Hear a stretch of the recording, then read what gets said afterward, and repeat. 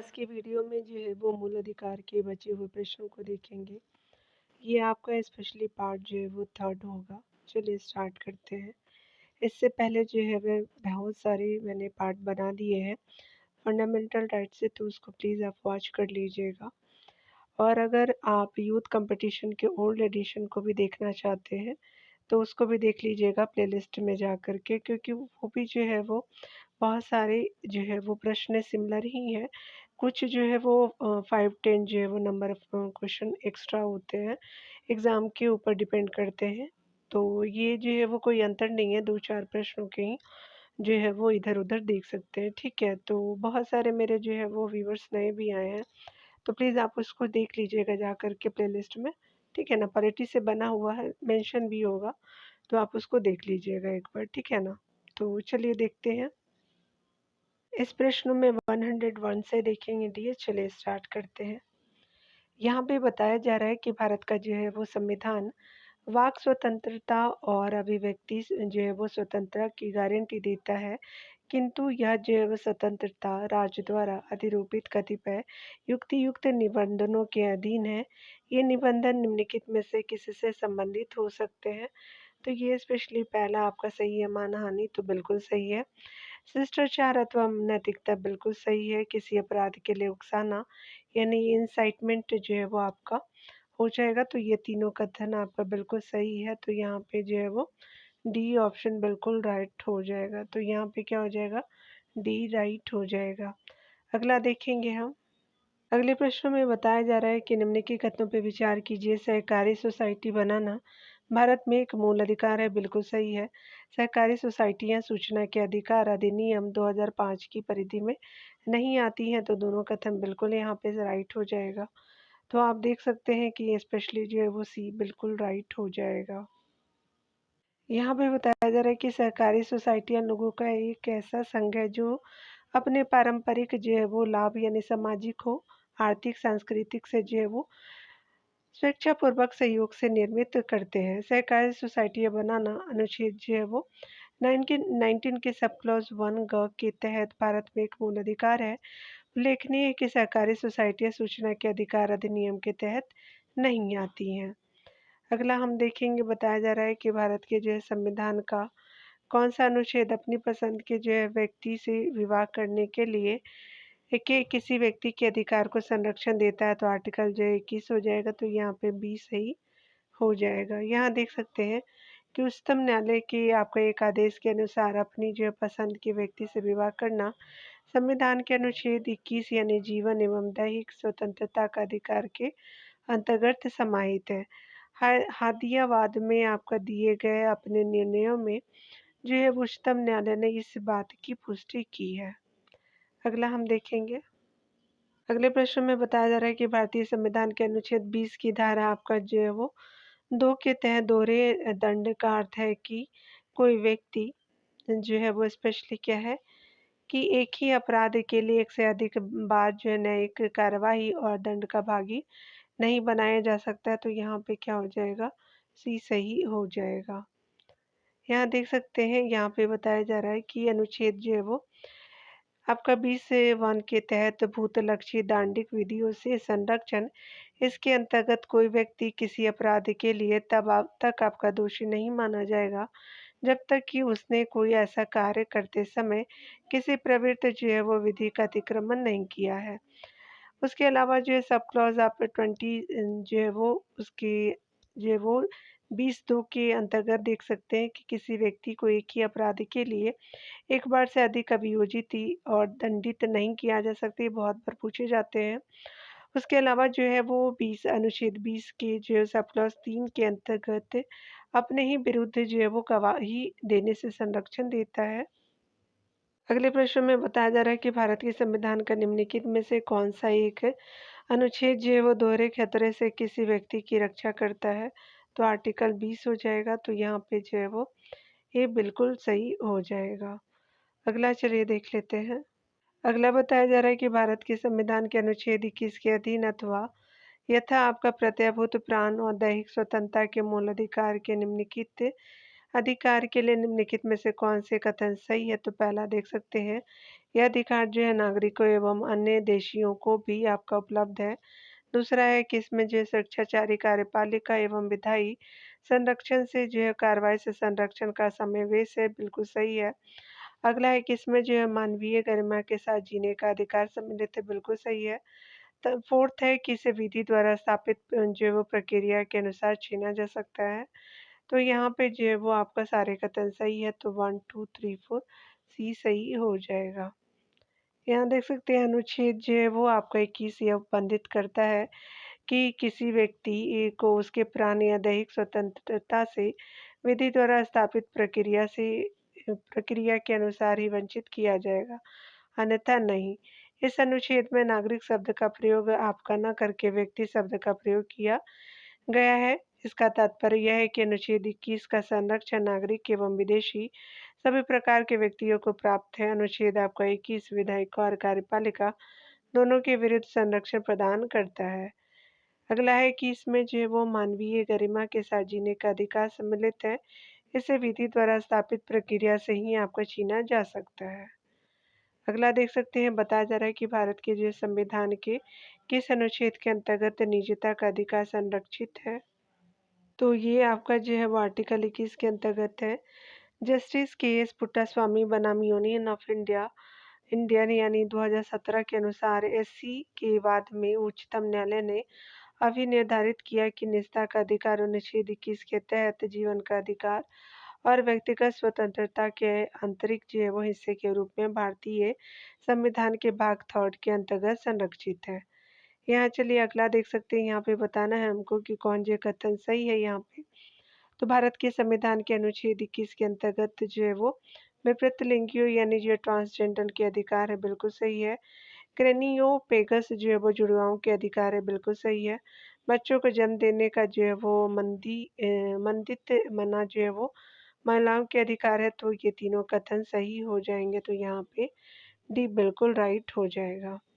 यहाँ पे बताया जा रहा है कि सर्वोच्च न्यायालय द्वारा जो है वो नालसा मामले में स्पेशली ट्रांसजेंडर यानी विपरीत लिंगियों के लिए यहाँ पे ट्रांसजेंडर आपका व्यक्तियों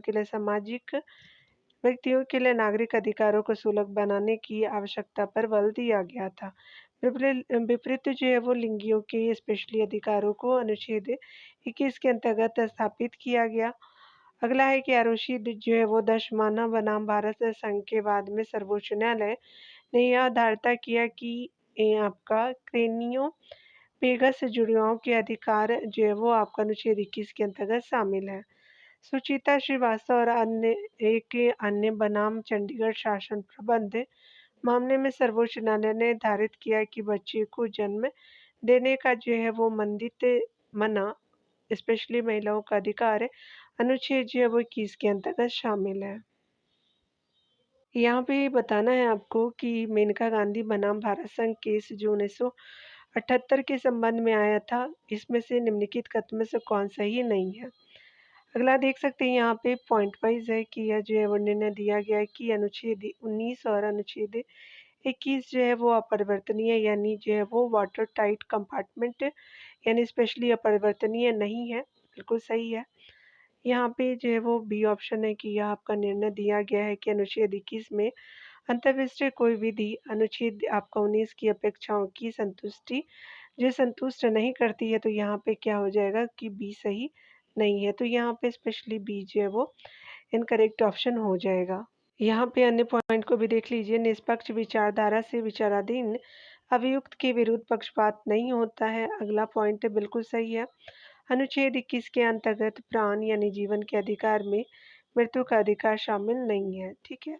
यहाँ अगला देख सकते हैं कि मेनका गांधी बनाम जो है वो भारत संघ AIR 1978 के मामले में उच्चतम न्यायालय ने अनुच्छेद 21 में प्रयुक्त दैहिक जैव स्वतंत्रता पदावली के जैव क्षेत्रों को अत्यंत विस्तृत कर दिया। इस मामले में जो है उच्चतम न्यायालय ने गोपालन जो है वो बनाम मद्रास राज्य 1950 के मामले में दिए जो है वो अपने निर्णयों को लड़ते हुए स्पष्ट किया कि अनुच्छेद 21 केवल जो है वो कार्यपालिका के कृत्यों के विरुद्ध ही नहीं बल्कि विधायिका के विरुद्ध भी संरक्षण प्रदान करता है।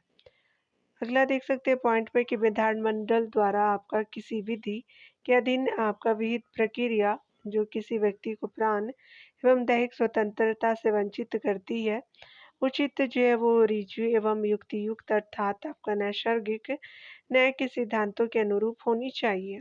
एनजीओ जो है वो कॉमन कॉज की याचिका पर जो है वो सुप्रीम कोर्ट ने इच्छा मृत्यु वसीयत को जो है वो कानूनी मान्यता देते हुए 2018 में कहा कि जीवन एवं मृत्यु को अलग आपका नहीं किया जा सकता। मृत्यु जीवन की प्रक्रिया का हिस्सा है, क्योंकि जीवन है तभी तो मृत्यु है।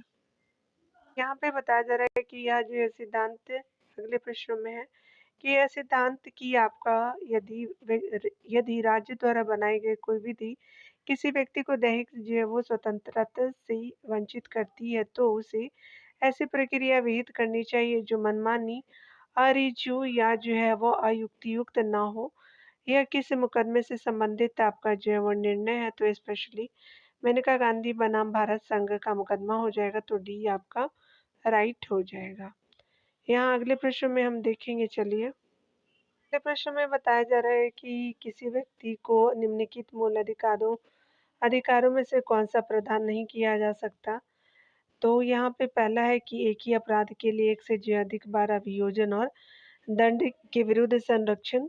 और यहाँ पे सेकंड है कि अपने विरुद्ध अभियोजन के जो है वो समर्थन के साक्ष्य के रूप में अपने हस्ते लेख का आपका नमूना देने से इनकार करना, तो ये स्पेशली जो है वो इसका सत्य नहीं है, तो बी ऑप्शन राइट हो जाएगा।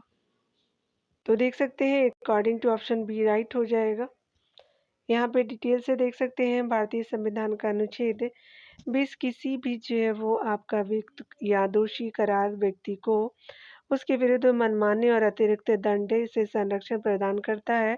इस संबंध में 3 जो है वो व्यवस्थाएं हैं। पहला है कोई पूर्वबद्ध प्रभाव आपका जो है वो कानून नहीं है।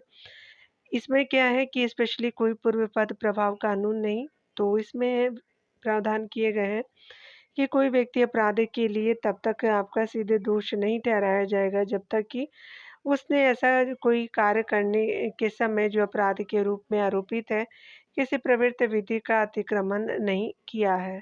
अगला देख सकते हैं दोहरी क्षति आपका नहीं, यानी किसी व्यक्ति को एक ही अपराध के लिए एक बार से अधिक अभियोजित और दंडित नहीं किया जाएगा। थर्ड प्रावधान है कि आपका स्व अभिशनन नहीं, यानी किसी अपराध के लिए अभियुक्त किसी भी आपका व्यक्ति को स्वयं अपने विरुद्ध साक्षी होने के लिए बाध्य नहीं किया जाएगा, तो आपका जो है वो ए सी डी सही है, लेकिन बी सही नहीं है।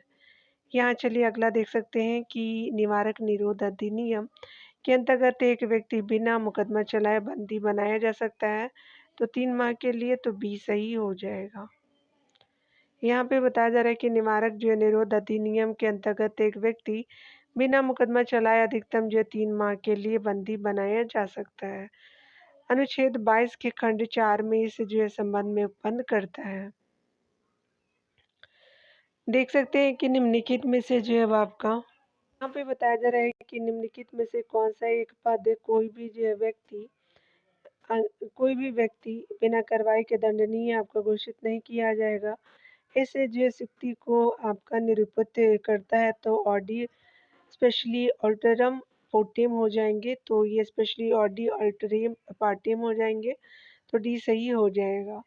यहाँ पे बताया जा रहा है कि ऑडी अल्टरियम जो है वो पार्टियम प्राकृतिक न्याय का सिद्धांत है, जिसका अर्थ है कि कोई भी व्यक्ति बिना सुनवाई के दंडनीय घोषित नहीं किया जाएगा और व्यक्ति जो है प्रत्येक व्यक्ति को सुनवाई का मौका मिलना चाहिए।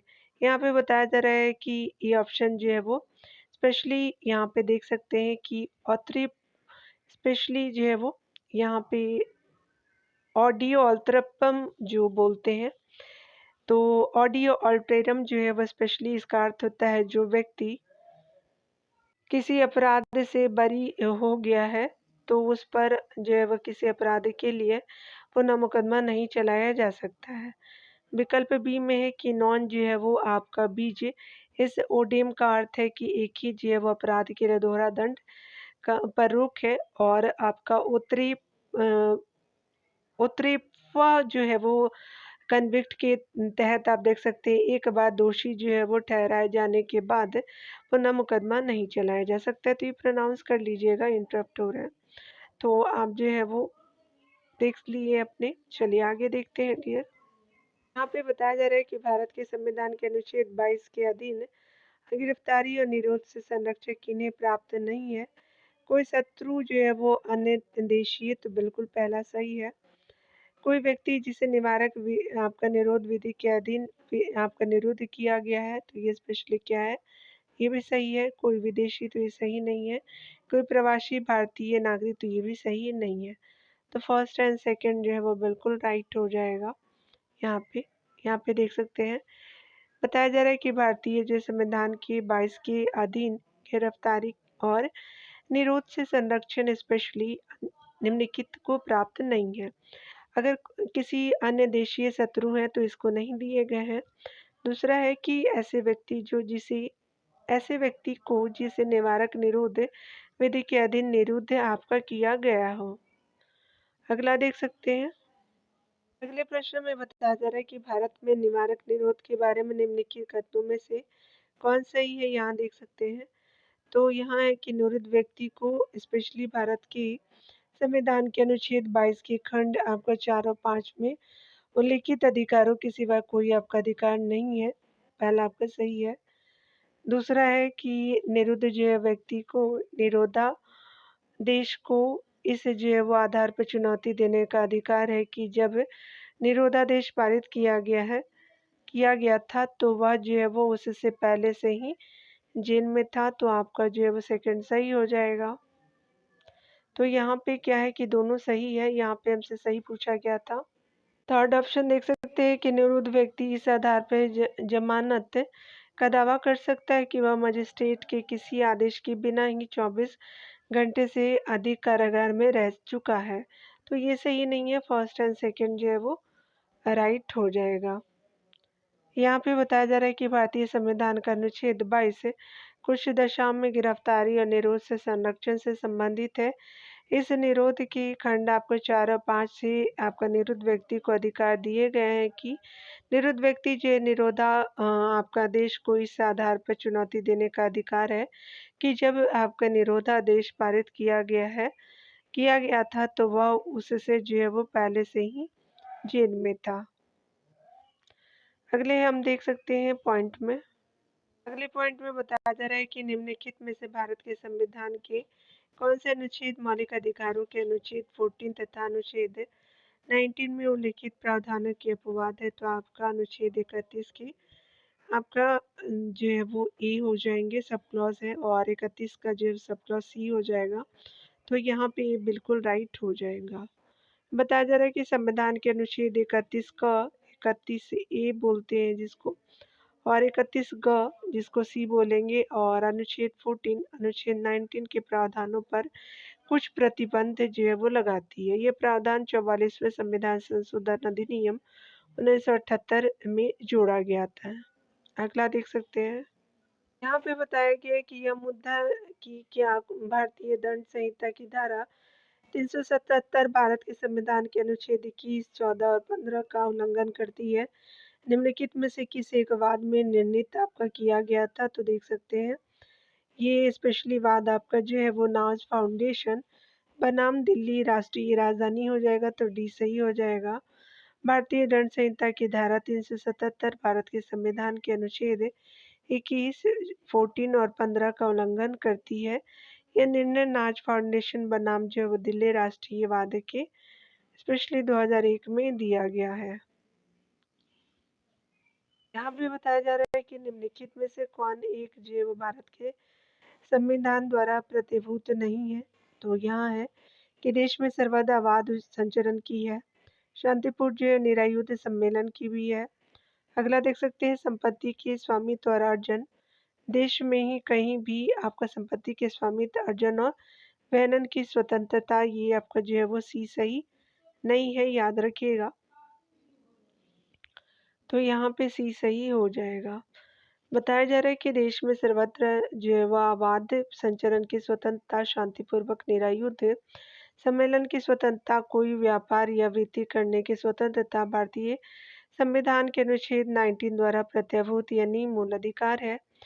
जबकि देश में आपका कहीं भी जो है वो संपत्ति के स्वामित्व, अर्जन और वैनन की जो स्वतंत्रता को भारतीय संविधान के अनुच्छेद 31 द्वारा प्रत्याभूत किया गया था। किंतु आपका जो है वो 44वें संविधान संशोधन 1978 द्वारा इसे विधिक अधिकार में परिवर्तित कर दिया गया है।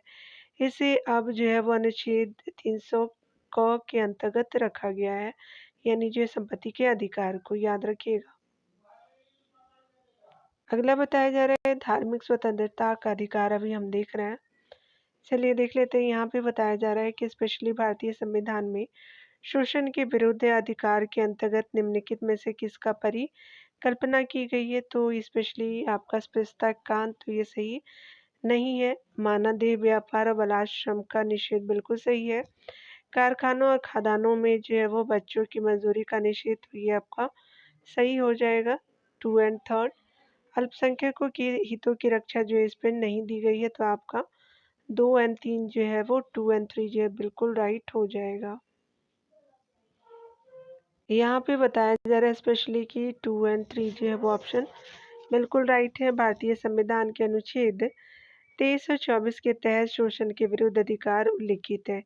इसके अंतर्गत मानव के दुर्व्यवहार, बालाश्रम का प्रतिषेध है तथा बाल श्रम के निषेध का वर्णन किया गया, इसलिए आपका सी सही हो जाएगा।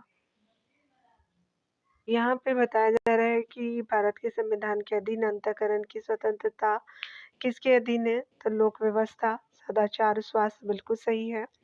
कोई विधि जो सामाजिक कल्याण तथा सुधार की व्यवस्था करती है बिल्कुल सही है। अगला देख सकते हैं सार्वजनिक स्वरूप वाले हिंदू धार्मिक संस्थानों का सही हिंदुओं के लिए खोला जाना बिल्कुल सही है। यानी सभी हिंदुओं के लिए खोला जाना। मानहानि या अपराध उद्दीपन इसके अंतर्गत नहीं आते हैं, याद रखिएगा। तो यहाँ पे 1 2 3 सही हो जाएगा, 4 सही नहीं है। 1 2 3 जो बिल्कुल राइट हो जाएगा। यहाँ देख सकते हैं कि भारतीय संविधान के अधीन आपका अंतःकरण की स्वतंत्रता, लोक व्यवस्था, सदाचार और स्वास्थ्य एवं कोई विधि जो सामाजिक कल्याण या सुधार की व्यवस्था करती हो, धार्मिक स्वतंत्रता आदि के अधीन है। धर्म की स्वतंत्रता के अधीन अनुच्छेद आपका 25 अंतःकरण की स्वतंत्रता प्रत्याभूत करता है, जिसमें अंतःकरण की स्वतंत्रता धर्म को अबाध रूप से मानने, आचरण करने तथा प्रचार करने का अधिकार है, परंतु ये अधिकार कुछ निबंधनों के अधीन है। जैसे आप देख सकते हैं यहाँ पे लोक व्यवस्था, सदाचार, स्वास्थ्य आपका आर्टिकल अनुच्छेद 25 के सब क्लॉज 1 के अंतर्गत है। सामाजिक कल्याण या सुधार के लिए उपबंध तो आपका जो अनुच्छेद 25 के सब क्लॉज 2 के आपका सब क्लॉज ख के अंतर्गत है। और हिंदुओं की जो धार्मिक संस्था उनके जो है सभी वर्गों के लिए खोलने का बंद आदि हो जाएगा।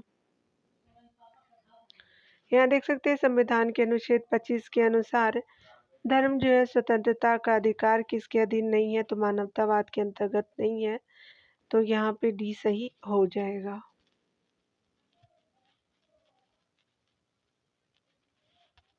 यहाँ पे बताया जा रहा है कि भारत का संविधान अपने सभी नागरिकों को धर्म की स्वतंत्रता का मूल अधिकार प्रतिभूत करता है। इस अधिकार के बारे में निम्नलिखित में से कौन सा सही नहीं है। तो यहाँ देख सकते हैं यह जो है वो अंतःकरण की स्वतंत्रता और किसी भी धर्म को मानने, आचरण करने और प्रचार करने की स्वतंत्रता देता है, बिल्कुल राइट है। दूसरा ऑप्शन है कि यह धार्मिक और जो पूर्व प्रयोजनों के लिए संस्थानों की स्थापना पोषण की स्वतंत्रता देता है, बिल्कुल। और अगला है कि यह अधिकार आपका लोक व्यवस्था, सदाचार और स्वास्थ्य के अधीन, बिल्कुल सही है, लेकिन डी सही नहीं है। राज्य कोई भी ऐसा कानून नहीं बना सकता जो नागरिकों के इस अधिकार का निराकरण करे, तो ये स्पेशली क्या हो जाएगा, डी सही हो जाएगा। यहाँ पे बताया जा रहा है कि भारतीय संविधान के अनुच्छेद 25 से 28 तक धार्मिक स्वतंत्रता का मूल अधिकार प्रदान किया गया है। यह जो है वो सभी अधिकार युक्त निबंधनों के अधीन, अर्थात जो है वो राज्य लोक व्यवस्था, सदाचार और स्वास्थ्य के आपका उद्देश्य से उन पर प्रतिबंध आरोपित कर सकता है, अन्यथा नहीं। राज्य जो है धर्म की स्वतंत्रता के अधीन को स्पेशली राज्य धर्म की स्वतंत्रता के अधिकार को कम करने के लिए उपयुक्त 3 जो है आधारों पर कानून बना सकती है। चलिए अगला देखते हैं। अगले प्रश्न में बताया जा रहा है कि धार्मिक स्वतंत्रता के अधिकार के प्रावधान के अंतर्गत सम्मिलित है तो धर्म प्रचार करने का अधिकार। दूसरा है सिखों को कृपान आपका धारण करने एवं रखने का अधिकार। थर्ड है राज्य को समाज सुधारक विधि जो है वो निर्माण का अधिकार। बिल्कुल सही है। धार्मिक निकायों के जो है वो लोगों का धर्म परिवर्तन करने का अधिकार, तो ये सही नहीं है, याद रखिएगा। यहाँ फर्स्ट सेकेंड एंड थर्ड जो बिल्कुल राइट हो जाएगा। यहाँ पे देख सकते हैं कि अनुच्छेद 25 के तहत अंतःकरण की और धर्म को अबाध रूप से मान्य आचरण और प्रचार करने की स्वतंत्रता का प्रावधान किया गया है। इसके साथ ही साथ धार्मिक आचरण से संबंध किसी लौकिक क्रियाकलापों पर राज्य द्वारा विनियमन या आपका निबंधन विशेष करके समाज सुधार के नजरिए से तथा आपका सिखों द्वारा कृपान धारण करना धार्मिक स्वतंत्रता के अधिकार में शामिल है। अगले प्रश्न में देख सकते हैं भारतीय संविधान में दिए गए धर्म की स्वतंत्रता के अधिकार निम्नलिखित में से जो है वो क्या सम्मिलित नहीं है।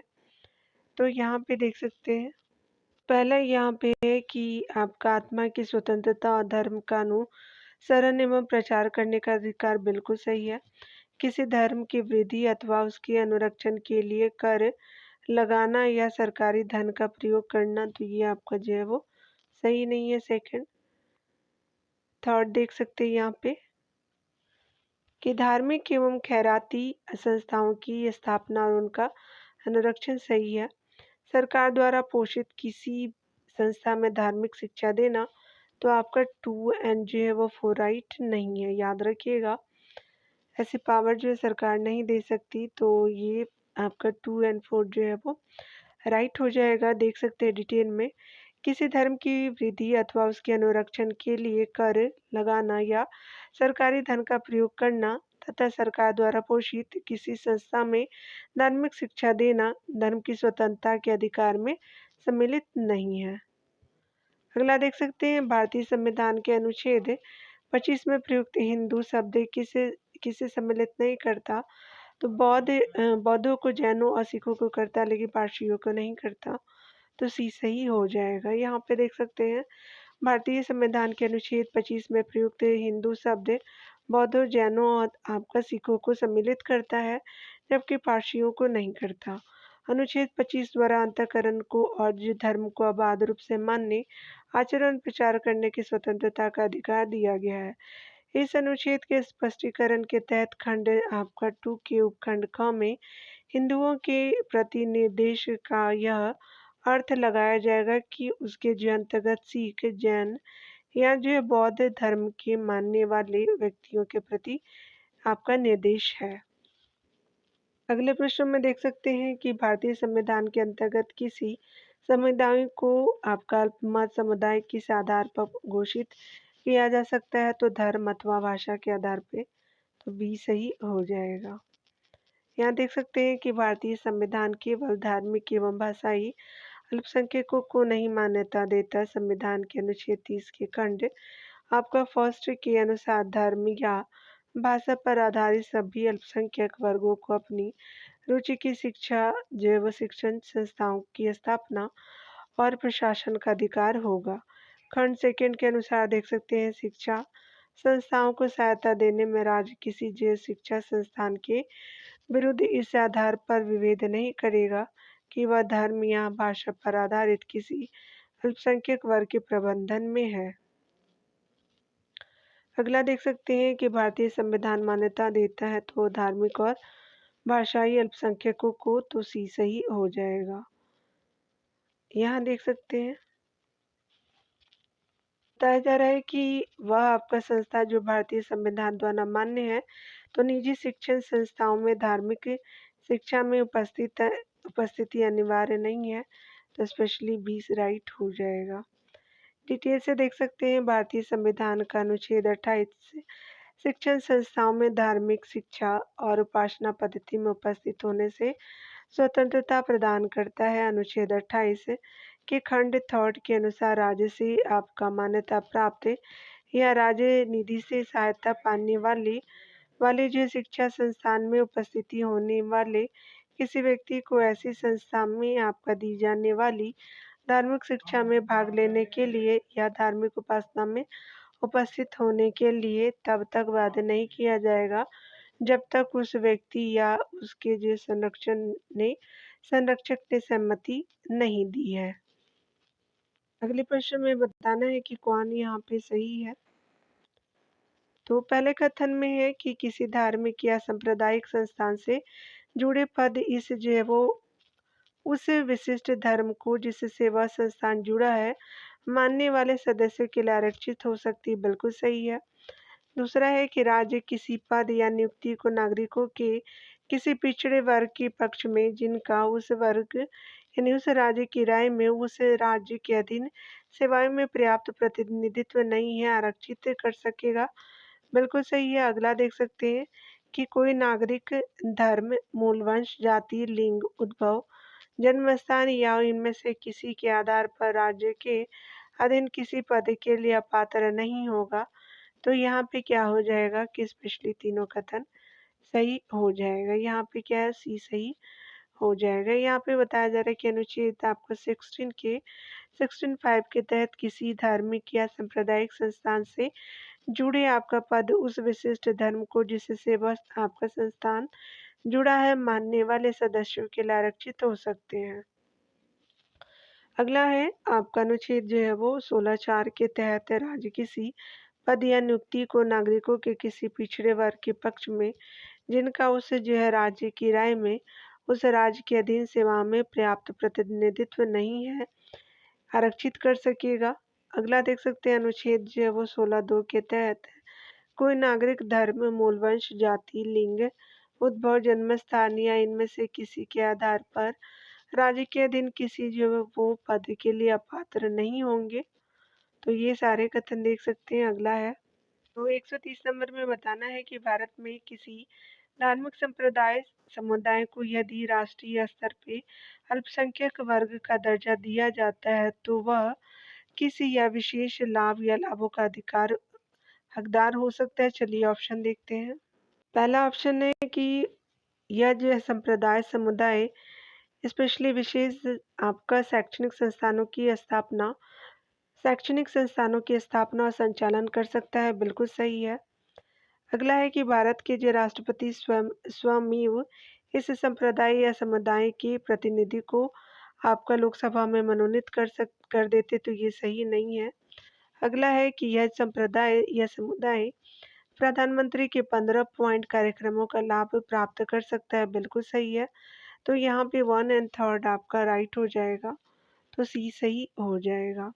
देख सकते हैं डिटेल से कि भारतीय संविधान के अनुच्छेद 30 के अंतर्गत शिक्षण जो है वो शिक्षा संस्थाओं की स्थापना संचालन करने का अल्पसंख्यक वर्गों का अधिकार है। अनुच्छेद आपका 30 के सब+1 के अनुसार धर्म या भाषा पर आधारित सभी अल्पसंख्यक वर्गों को अपनी रुचि के शिक्षण संस्थानों की स्थापना और संचालन करने का अधिकार होगा। अनुच्छेद आपका जो है वो 30 के सब+2 के अनुसार शिक्षा संस्थानों को सहायता देने में राज्य किसी जो है वो शिक्षण संस्थानों के विरुद्ध इस आधार पर विभेद नहीं करेगा कि वह जो है धर्म या भाषा पर आधारित किसी अल्पसंख्यक वर्गों के प्रबंध में आपका है। केंद्र सरकार द्वारा अल्पसंख्यक वर्गों के कल्याण के लिए प्रधानमंत्री का 15 पॉइंट कार्यक्रम जो है वो प्रारंभ किया गया है। अगला देख सकते हैं भारत के राष्ट्रपति स्वमेव संप्रदाय यानी समुदाय के एक प्रतिनिधि को आपका लोकसभा में मनोनीत नहीं कर सकते, यानी लोकसभा में मनोनीत नहीं करते हैं। लोकसभा में कोई सांप्रदायिक आपका प्रतिनिधि नहीं है, यानी स्पेशली प्रतिनिधित्व नहीं है, इसलिए जो है वो 2 आपका कथन गलत है, पहला और तीसरा सत्य हो जाएगा। तो इस तरह से 130 नंबर को आज हमने प्रश्नों तक देखा, 130 प्रश्नों तक। 131 से अगले प्रश्नों को देखेंगे डियर। मिलते हैं अगली टॉपिक के साथ, तो खुद का ख्याल रखिए, पढ़ते रहिए।